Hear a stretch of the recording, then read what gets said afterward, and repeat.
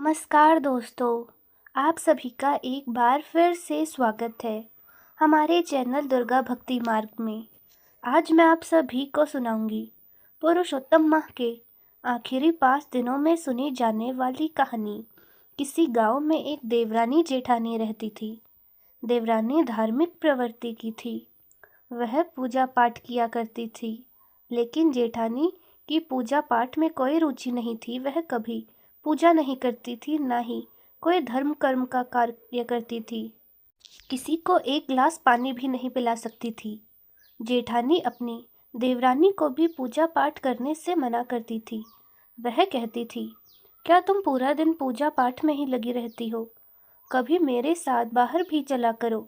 गांव में चलेंगे, बैठेंगे, उठेंगे, औरतों से बातें करेंगे। लेकिन देवरानी मना कर देती थी। वह कहती, नहीं दीदी, मुझे बाहर जाना है। किसी के पास बैठना या कुछ अच्छा नहीं लगता। मुझे तो पूजा पाठ करना ही अच्छा लगता है। मेरा मन तो पूजा पाठ करने से ही खुश रहता है। यह सुनकर जेठानी को बुरा लगता है, क्योंकि वह चाहती थी कि उसकी देवरानी भी पूजा ना करे, क्योंकि ऐसा करने से सब लोग उसका सम्मान करते, उसकी बड़ाई करते थे कि यह कितनी अच्छी धर्म कर्म वाली है। देवरानी की बड़ाई सुनकर जेठानी को अच्छा नहीं लगता और वह उससे चिढ़ने लगती। जेठानी हमेशा इसी कोशिश में लगी रहती कि यह पूजा पाठ ना कर पाए। वो कुछ ना कुछ ऐसा करती जिससे उसकी पूजा भंग हो, लेकिन देवरानी कैसे भी कैसे करके अपनी पूजा पूरी कर लेती थी। धीरे धीरे समय बीतता गया और पुरुषोत्तम माह आ गया। देवरानी तो धार्मिक थी ही, तो पुरुषोत्तम माह में भी वह व्रत रखती। सुबह जल्दी उठती, स्नान करती, घर पर पूजा पाठ करती, फिर मंदिर में जाया करती। यह सब देख जेठानी उससे बहुत चिढ़ती। देवरानी ने अपने आंगन में ही फूल लगा रखे थे। उसी में से फूल तोड़कर वह भगवान विष्णु के चरणों में चढ़ा देती थी। जब जेठानी ने उसे ऐसा करते हुए देखा, तो उसने वह फूल तोड़ने शुरू कर दिए और ज़मीन पे डाल देती।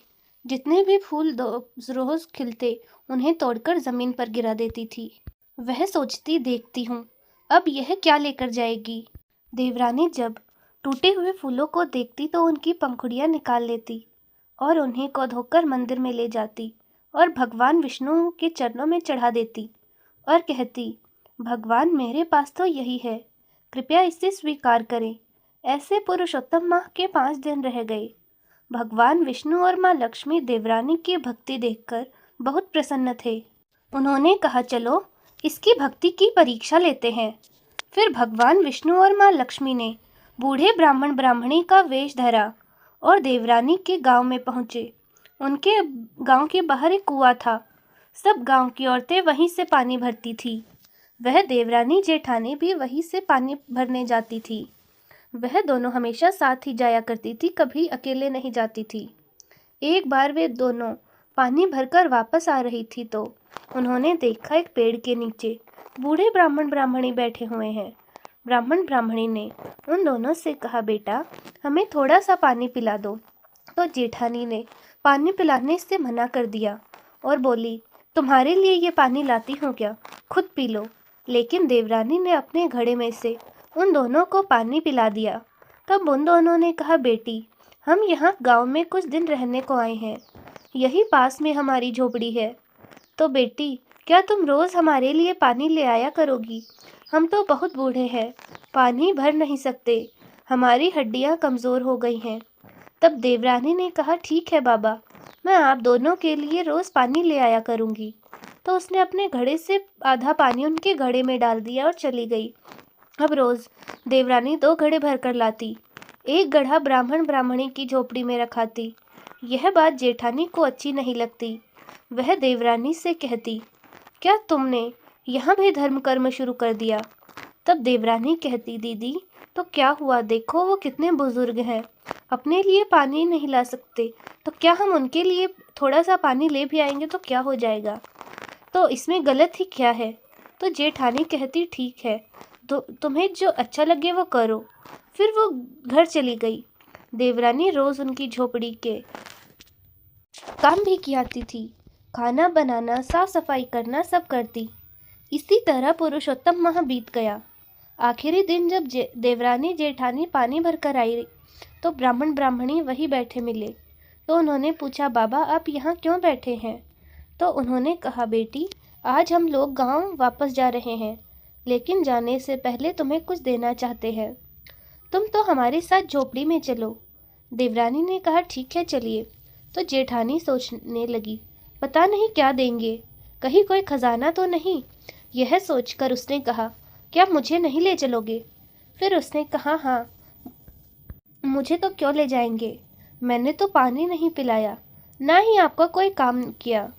तभी भगवान विष्णु, जिन्होंने ब्राह्मण का वेश धरा था, वे बोले, बेटी कोई बात नहीं, तुम भी हमारे साथ चलो, कर्मों का फल सबको मिलना चाहिए। फिर सब लोग झोपड़ी में गए तो देखा वहाँ 2 घड़े हैं, एक सोने का और एक मिट्टी का। तो ब्राह्मण ने कहा, बेटी इनमें से तुम दोनों एक एक घड़ा ले लो, तुम्हारे कर्मों के हिसाब से रोज तुम्हें इसमें से कुछ न कुछ मिलेगा। जेठानी ने जल्दी से सोने का घड़ा उठा लिया और बहुत खुश हुई। घड़े के मुंह पर कपड़ा बंधा हुआ था। भगवान ने कहा, यह घड़ा तुम्हें कल खोलना है, इसे आज मत खोलना। सुबह उठकर नहा धोकर इसे खोलना, जैसे तुम्हारे कर्म होंगे उसी हिसाब से तुम्हें कुछ न कुछ जरूर मिलेगा। तब दोनों देवरानी जेठानी अपने अपने घड़े लेकर आ गई। जेठानी ने अपना घड़ा अलमारी में रख दिया, क्योंकि वह सोने का था, तो उसे लगा कि कोई इसका घड़ा ना चुरा ले। और देवरानी ने अपना घड़ा पूजा घर में रख दिया। सुबह दोनों उठी, स्नान किया और जेठानी ने जल्दी से अपना घड़ा खोलकर देखा तो उसमें राख भरी थी। सोने का घड़ा मिट्टी का बन गया था। वह बहुत गुस्सा हुई। उधर देवरानी ने स्नान किया, पूजा पाठ किया, फिर मंदिर गई। तब आकर उसने घड़ा खोला, देखा तो उसका घड़ा सोने चांदी हीरे मोती से भरा हुआ है और उसका मिट्टी का घड़ा सोने का हो गया। यह देखकर देवरानी बहुत खुश थी। तभी गुस्से में जेठानी उसके घर आई, पूछा, तेरे घड़े से क्या निकला? तो देवरानी ने बता दिया, मेरे घड़े में से सोना चांदी और हीरे मोती निकले। तो जेठानी और ज़्यादा गुस्सा हो गई और लड़ने लगी, इसका मतलब तूने मेरा घड़ा चुराया है, सोने का घड़ा तो मेरा था, यह सब चीज़ें तो मेरे घड़े में से निकलनी चाहिए थी, तेरे से नहीं। तब देवरानी ने कहा, दीदी मैंने आपका घड़ा नहीं चुराया, मैं तो आपके घर भी नहीं गई हूँ। लेकिन जेठानी नहीं मानी और वह घड़ा उठा ले गई और अपने राख से भरा घड़ा वहीं छोड़ गई। रात को फिर जेठानी ने अपना घड़ा अलमारी में रख दिया और देवरानी ने पूजा घर में। सुबह फिर जेठानी ने घड़ा खोला तो फिर से उसके घड़े में राख और कोयले निकले और देवरानी ने पूजा पाठ करके घड़ा खोला तो उसमें फिर से हीरे मोती सोना चांदी निकले। अब तो रोज़ ऐसा ही होने लगा और धीरे धीरे देवरानी बहुत अमीर होती गई। तब जेठानी को उन ब्राह्मण की याद आई। उन्होंने कहा था, जैसे तुम्हारे कर्म होंगे भाव होगा, वैसा ही फल तुम्हें मिलेगा। तब उसे बहुत पश्चाताप हुआ। उसने सोचा, मैंने कभी पूजा पाठ नहीं की, किसी की मदद नहीं की और देवरानी जो पूजा पाठ करती थी उसमें भी विघ्न डाला। मैंने कभी कोई दान नहीं किया, इसीलिए मुझे यह फल मिल रहा है। जब मेरे कर्म ही बुरे थे तो मुझे तो राख कोयला कंकड़ पत्थर ही मिले थे। तो वह अपनी देवरानी के पास गई और उससे माफ़ी मांगी और बोली, मैंने तुम्हारे साथ बहुत गलत किया, मुझे माफ़ कर दो। देवरानी बोली, कोई बात नहीं दीदी, आपको अपनी गलती का एहसास हो गया, यही बहुत है। फिर दोनों मिलकर पूजा पाठ करने लगी, मंदिर जाने लगी और भगवान विष्णु का पूजा पाठ करती।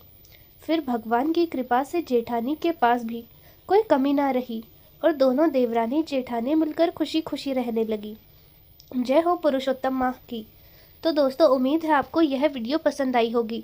अगर आपको यह वीडियो अच्छी लगी तो वीडियो को लाइक करें, शेयर करें और हमारे चैनल दुर्गा भक्ति मार्ग को ज़रूर सब्सक्राइब करें और कमेंट्स में जय श्री हरि लिखना ना भूलें। धन्यवाद।